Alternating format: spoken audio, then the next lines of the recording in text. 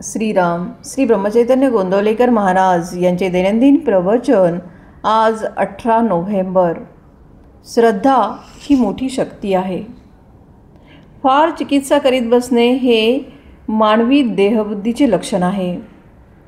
दुकानामध्ये गिराईक आले आणि मालाची फार चिकित्सा करू लागले की हे गिराईक काहीच विकत घेणार नाही असे दुकानदार मनामध्ये समजतो। परमार्थामध्ये सुद्धा अतिचिकित्सा करणाऱ्या माणसाचे तसेच आहे। रणांगणावर गुरुना कसे मारावे या चिकित्सेमध्ये अर्जुन बडला। भगवंतांनी अर्जुनाला आपले रूप दाखवले, त्यात पुढे होणाऱ्या सर्व गोष्टी अर्जुनाला दिसू लागल्या। देहबुद्धीच्या अभिमानाच्या आहारी जाऊन मायेत सापडल्यामुळे झालेला गोंधळ या विश्वरूप दर्शनामुळे नाहीसा झाला। मायेचे मूळ लक्षण म्हणजे मी करता आहे असे वाटणे। अभिमानाशिवाय कार्य तरी कसे होईल असे आपण म्हणतो आणि पापाचरण करायला पुढे मागे पाहत नाही। देहबुद्धीने केलेला धर्म उपयोगी पडत नाही। अभिमानाने पुण्यकर्मे जरी केली तीही पुढच्या जन्माला कारण होतात। सर्व काही देवाला अर्पण केले ही आपली आठवण काही जात नाही। दुःखात असताना आपण आपले जीवन प्रारब्धाच्या, ग्रहांच्या, संचिताच्या किंवा भविष्याच्या हाती आहे असे म्हणतो, परंतु ते भगवंताच्या हाती आहे ही श्रद्धा उडून आपण त्याला विसरतो।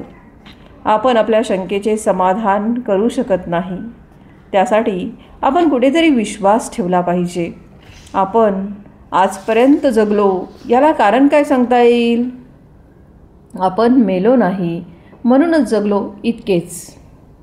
मी कसा जगलो याचे कारण कुणालाही सांगता येणार नाही, म्हणूनच राखणारा भगवंत आहे ही श्रद्धा कायम असावी। ही सृष्टी जी आहे ती भगवंताने उत्पन्न केली।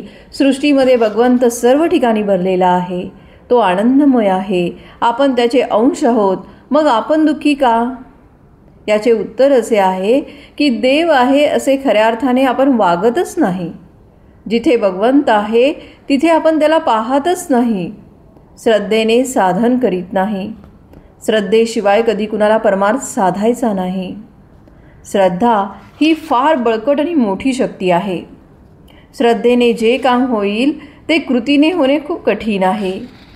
विद्या, बुद्धी, कला इत्यादी गोष्टी बिळासारख्या आहेत, त्यांच्यामधून श्रद्धा झिरपून जाते।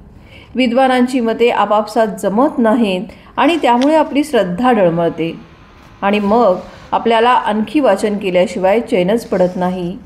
आपल्या स्वभावामध्ये भगवंताच्या श्रद्धेपासून उत्पन्न झालेला धीमेपणा म्हणजे धीर पाहिजे। आपण आपल्या स्वतःवर जेवढी निष्ठा ठेवतो तेवढी ती भगवंतावर ठेवली तरी आपले काम होईल। नामामध्ये भगवंत आहे ही श्रद्धा ठेवावी आणि अखंड भगवंताच्या नामामध्ये राहण्याचा प्रयत्न करावा, हाच परमार्थाचा सोपा मार्ग आहे। आजचे बोधवचन: भगवंतावर निष्ठा ठेवा, प्रेम ठेवा। भगवंत कष्टसाध्य नसून सहज साध्य आहे। जय जय रघुवीर समर्थ।